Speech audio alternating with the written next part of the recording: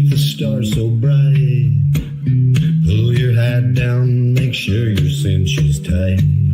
Horse is kinda snuffy, cold chill up your spine. You'll get your ass moving, son, we're burning daylight.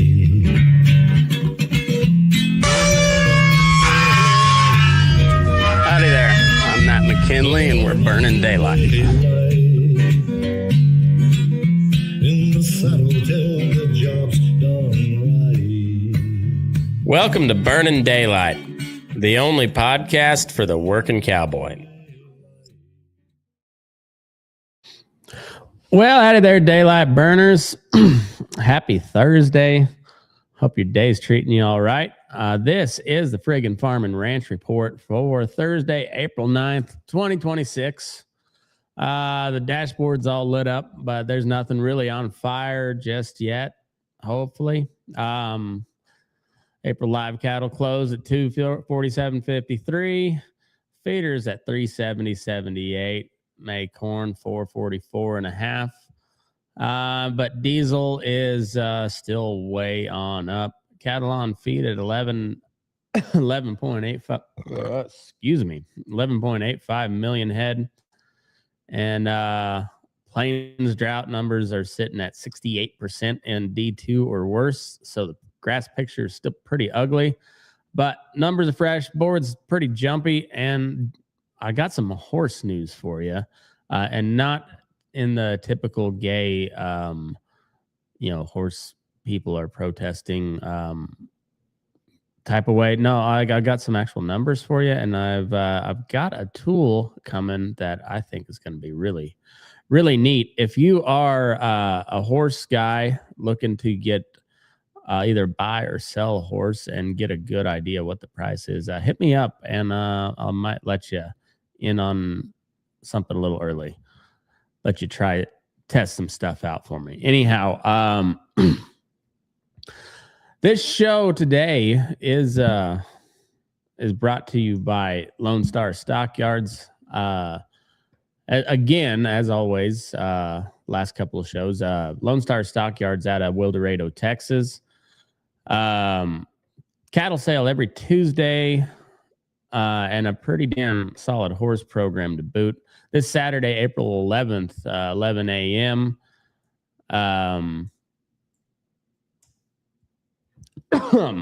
This Saturday, 11 a.m. Central, they're throwing their spring catalog horse sale. Ranch horses, rope horses, using type geldings with saddle marks and a work ethic are going to be featured, not just the ones with fancy papered, just like the real high dollar pasture ornaments. No, these are good using ranch and rope horses. You can sit in the seats or you can stay home and watch on cci.live, and you can call or text your bids in and get those good ones bought from the comfort of your own home. But I'd recommend you go check it out. All the catalog info, the videos, and sale details are at LoneStarStockyards.com. So if you've been shopping for a horse that you can step on Monday morning, go drag calves, sort pairs, or haul to a jackpot and then throw your kid up there after you're all done, here's your shot to find one. So go check it out. Give Lone Star a look and tell them you heard about the horse sale on the Friggin Farm Ranch Report or on Burning Daylight. However you phrase it, just let them know you heard about it here. Okay. Let's go into the livestock side. The supply is still tight as a drum, and the board knows it. April live cattle finished at 247.53. That's down 50 cents on the day, but still living up in the high 240s, which not exactly bear country. May feeders finished today at 370.78, off 125. A little give back with the softer corn, but nothing that really signals a big break in the market. The National Beef Wire real-time index came in at 198.50, up a buck and a quarter. So the cash calf is still reminding everybody that this cow herd is small. The cattle on feed report for March came in at 11.84 million head on feed. right at the same amount of last year, 100% of last year's placements in at 1.847 million. Marketing's at 1.823 million. So it's enough cattle to keep the chain moving, but not enough to hand the packer the whip to get them moving faster. So watch the bid board to cash over the next couple of weeks. On the grain side, May corn, it was 444.5, down 9.5. Beans were 1164.25, down 2.5. Hard red wheat, 590 was 590 even, is down 18.25, and meal hanging around at 317.40, up 80 cents. Traders are still bleeding off the war and the weather premium, so the board's pretty heavy, but for the cattle people, cheaper feed is still kind of a quiet little tailwind on your margin. Let's see. All right, on the sale barn side, last week's run, the second through the 8th across the barns that I've been watching on my dashboard, tallied 8,452 head, averaged about 221.64 100, so pretty decent volume, not a flood of cattle, and the good cattle are still bringing, especially the lightweight feeders are bringing a real pretty penny. Couple of yards that we're looking at, OKC West, April 7th, moved 3,809 head with average weights about 675, bringing about 238.72 100. Quality still sells, definitely sells, whether it's Southern Plains or not. Clovis, New Mexico, April 8th, 1203, 612 pound average at 250.85. New Mexico pays up for the right kind of cattle. Billings on April 2nd. I didn't get a chance to see what they came out with today, but last week was 1,936 head. Those big 821 pounders up around 295.35. So they're throwing some real big money at front end yearlings. And then, Lone Star Stockyards, of course, 1,200 head on Tuesday. They were up about 10 to 20 on the week. Really good demand, and particularly on the light end. They everywhere. Those lightweight calves are really selling strong. Let's see now. I guess on the cattle side, we mentioned that the JBS strike was over, and they went back to work on Monday. But I guess the labor negotiations on between JBS and the union were set to resume today. I've not heard any news out of that, so we'll see. I'm more just curious to see how that works out in the long run. If because right now it doesn't look like the union got shit. I don't think they got a damn thing. So I don't know. We'll see. And then so on my freedom framework, Trump's like farmer and rancher task force or plan or rollout, whatever he is, it's got about 41 out of 100. So it's got some nice language and some defensive plays for producers, but there's nothing that just magically fixes packer concentration overnight or the labor mess. So that's why on my freedom framework, it's pretty low right now. And feed cost is being probably the biggest driver of it. If I recall, it's like on my freedom framework, and that's just basically tells you what kind of a market you have. So on this one, it's feed costs, beef supply, policy risk, demand, and weather and drought. So feed costs is at a 0, meaning that's completely defensive. Like they're through the roof. That's diesel. It's your corn. That's your soybean meal. All of it's up. Beef supply is at a 58, so it's a little bit on the plus side, but it's but we got a really tight cattle supply at the moment. Policy risks at a 48, so it's a heavily regulated environment, not very business friendly. Demand side though is very strong, so we got it's got 62 out of 100.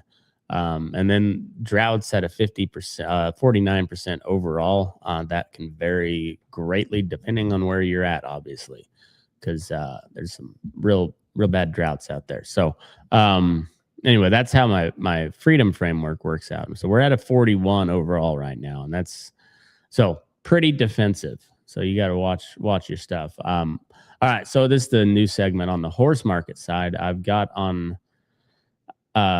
So I'm developing this similar to what I built for what I call the Burning Daylight Report. But this one, I'm calling it a man about a horse.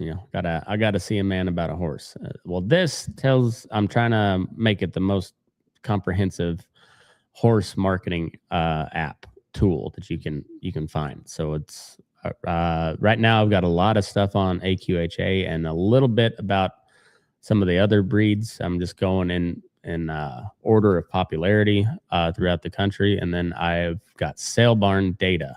That's what I'm looking at today. So this is from a Man About a Horse app that I've developed. That is patent pending, trademark pending, all that stuff. So trademark. A Man About a Horse TM. So it says the cull market's got some real starch in it. So my cull market index is on a 0 to 1 is at a 0.62, up from 0.58 last week, with the kill floor buyers pushing into the 48 cents to 58 cents a pound range for the first time since early 2025. So that means your thin, old, crippled stock has a little more floor under it. So if you have to haul them to town, if it's that time and you don't want to put them down yourself, just there's definitely a market for them. Because Packer supply is tight, and these kill buyers are gonna have to reach a little bit. So, but the market signals by class based off the sale barn. This is mostly just loose horse sales through the sale barns. Looks like this off of that. The kill buyer floor was exactly that. 48 cents to 58 cents was the range. Average broke gildings were in the $1,200 to $2,800 range.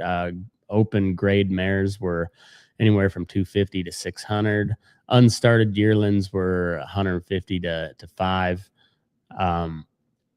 Gentled BLM Mustangs, and so I say that because this is the ones that were freeze branded. So BLM Mustangs were $300 to $900 for the gentled ones, and then on the registered ranch broke quarter horse side, they went anywhere from 2,500 up into like 6,000-7,000 range. 6,000-7,000 range. You're welcome for all of that. Every one of you, you're welcome. So horses are worth some money. They're definitely worth some money, and the horse market is very segmented. So right now I'm focusing mostly on the Western horse market because that's what I know, so I'm trying to the way this app works is to try to make a lot more sense, make it a lot easier to figure out what the horse that you have is and what you're looking for and what the market for that type of horse is bringing at the moment. So some of the recent barns that we looked at, Fallon Livestock Exchange there in Fallon, Nevada, on April 5th, ran 34 head, averaged about $485 a head with a 52-cent kill floor, and the top private treaty was around $2,200. So desert sales where the broke ones sold and the thin ones still had a place to go. Shasta Livestock on April 4th moved 52 head. They averaged about $410 each.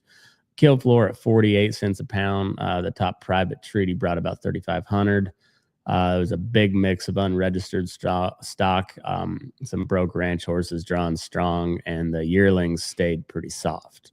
OKC West out in El Reno. April 3rd was the biggest run on the sheet at 128 head, averaged 520 a head with kill floor at 55 cents. And the top private treaty bringing almost 4,800. So your quarter horse prospects and your ranch broke stock were getting paid. Your grade mares were pretty much ignored. In Enumclaw, Washington, I'm not sure. I think that's how you say it. Enum Claw. Enumclaw, Washington on April 2nd. There was 41 head that averaged 375. Oof. Kill floors at 45 cents. And the top private treaty brought about 1,800. The drafts and the draft crosses were moving, but the ponies and the minis were sitting, and the kill buyer was not having to pay up a whole lot, looked like. So bottom line is the cull floor is up. Broke ranch geldings and ranch broke quarter horses are still good as gold pretty much, and anything green, rank, or papered is kind of but useless is for riding is in the kill range. So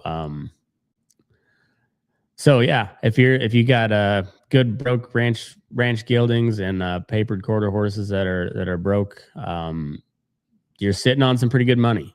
Otherwise, it's kind of and then if you're looking for one that's real nice, a good using gelding that'll cross the water and it'll drag all the calves you want, go check out Lone Star Stockyards catalog sale this Saturday, 11 a.m. Central. It's exactly the type of place you'd find one you've been looking for. So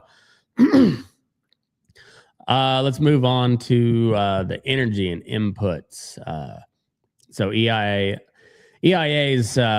April 6th print has the National On-Highway diesel at $5.64 a gallon. We covered that. That's up 24 cents on the week.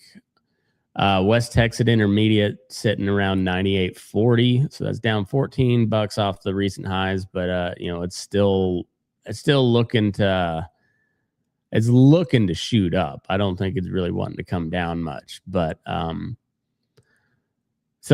crude looks a lot friendlier than the diesel pump does, because the refinery lag is very real, and it always gets you on the way up. Fertilizer off the DTN retail tracker is DAP's at 682 a ton. Urea is 549, potash 398. Prime rate 775, 825, so nothing new there. Drought monitors got the Southern Plains at 68% in D2 and worse, and the Southwest at 78%. So any talk of moisture is just more of just kind of a tease than any sort of real relief. So all of that tied together with your high fertilizer, your high diesel, and not a whole lot of rain, it's a little dicey on that end. All right, let's get into the war reel.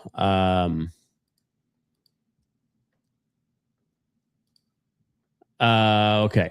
So nothing's clean and nobody is winning cheap on this end. So Russia is still grinding away in Ukraine with inches of mud traded away for a handful of bodies each time.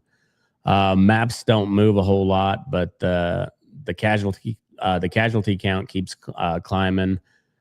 And yeah, so as of yesterday, the maps show about the same line there. On the Middle Eastern side, Israel is still hitting at Hezbollah targets in Lebanon, and the Hormuz is not closed, but nobody's really going through.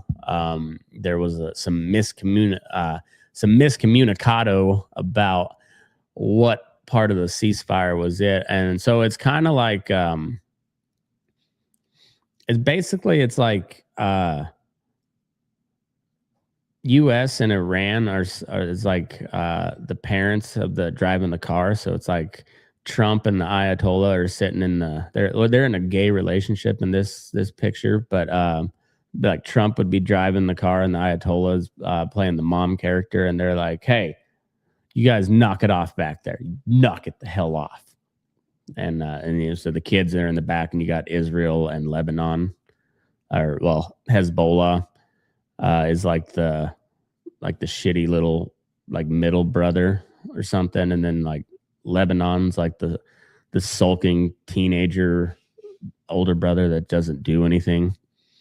And then you got Israel, which is another brother, and they're like fighting each other. And you're like, "Hey, timeout, ceasefire," and they all agree to it. But then they're Hezbollah and Israel are still like getting jabs in back and forth. And you're like, "Hey, knock the fuck off, all right?" And they're just not. So anyway, that's kind of what it's like there right now. But the tanker traffic's been stalled and restarted enough times this week that you almost need like a time lapse, because I wonder how many times the ships were like stop. So I don't know. I don't know how that works. But the official line says ceasefire, but in reality, it's like it's like the two siblings in the back seat. It's like jabbing each other while the parents aren't looking. Okay, on the the open source stuff, they're all claiming some kind of win. So I talked a little bit about that. Nothing really new on that, because it is kind of outside of the Israel-Lebanon thing, which apparently was not part of the ceasefire, even though Iran said it was kind of, but both our government said no and Israel said no. I don't know. I don't know who to believe on that either. All right, but anyways, the main tie on that is the Hormuz is a choke point that really does matter, and it carries around 20% of the global oil, plus a big chunk of the fertilizer. And I've said this like every day for 2 weeks now, but 3 weeks, whatever. It's been true every single time. So every time that Strait looks like it's going to shut down or is shut down, you're looking at like another $10 to $20 ahead of diesel and feed risk on added to your cattle. So whether that hits you at the pump next week or next month or in the fertilizer bill down the road, who knows? But it will hit you eventually. And so let's hope the ceasefire deal holds and there can be an end to that whole nonsense. Okay, on the policy side of things, it's just kind of a death by a thousand cuts. There's nothing huge that's really sticking out that that's out of the ordinary that we don't already know about. But you got fuel and fertilizers squeezing small outfits hard enough that that people are backing off on expansion just to keep their banker at bay. Beef production for 2026 is charted to be at like 25, almost 26 billion pounds on the year, with slaughter is lagging on old expansions and a tight cow herd. Illinois is working on some mandates on B20. I'm not sure what that is, but and the Midwest overall is talking nitrogen cuts and safety nets. So that means more complexity for anybody that grows their own feed or sells to plants in that area. So our policy risk meter was sitting at 48 out of 100. it's enough to matter, and it's not enough to panic yet, but it's definitely something you got to watch pretty much all the time. And a lot of it has to do with a bunch of idiots who have no clue what it means to farm or ranch or raise anything agriculturally, writing all the rules that mandate how you're supposed to do all that. So yeah, that's how the policy meter on the Freedom Index is shaking out. 48 out of 100. The Farm Bill's still not going anywhere. We'll update you as that moves on. But if you would like to know more about this horse app that I'm building, please do send me a message, send me an email, or head over to burninDaylight.substack.com.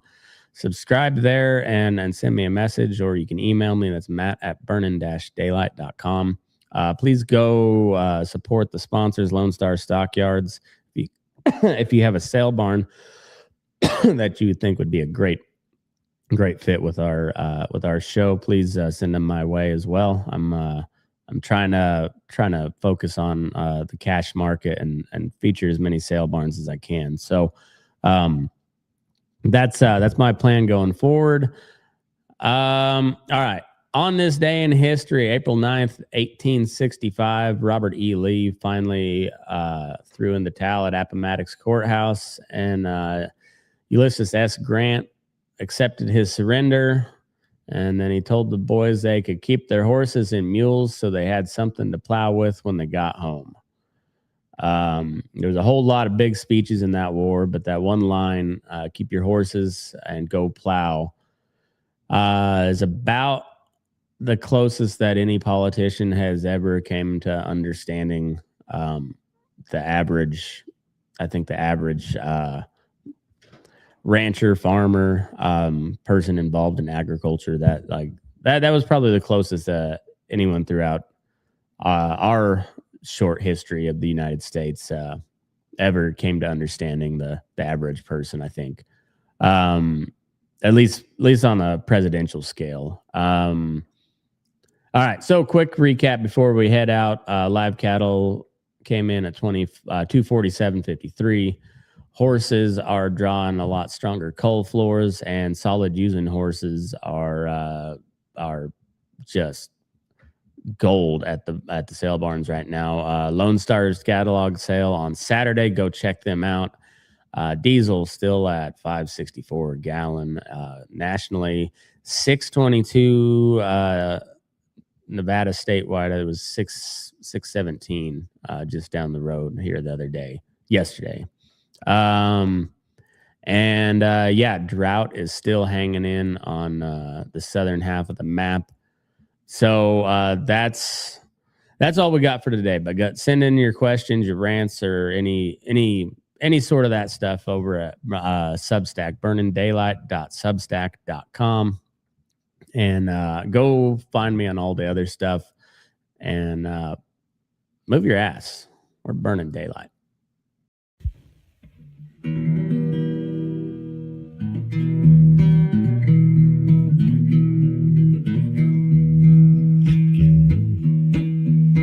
Your eyes up in the morning, beneath the stars so bright. Pull your hat down, make sure your cinch is tight. Horses kinda snuffy, cold chill up your spine. We'll get your ass moving, son, we're burning daylight. Burning daylight. Burning daylight. In the saddle till the job's done right.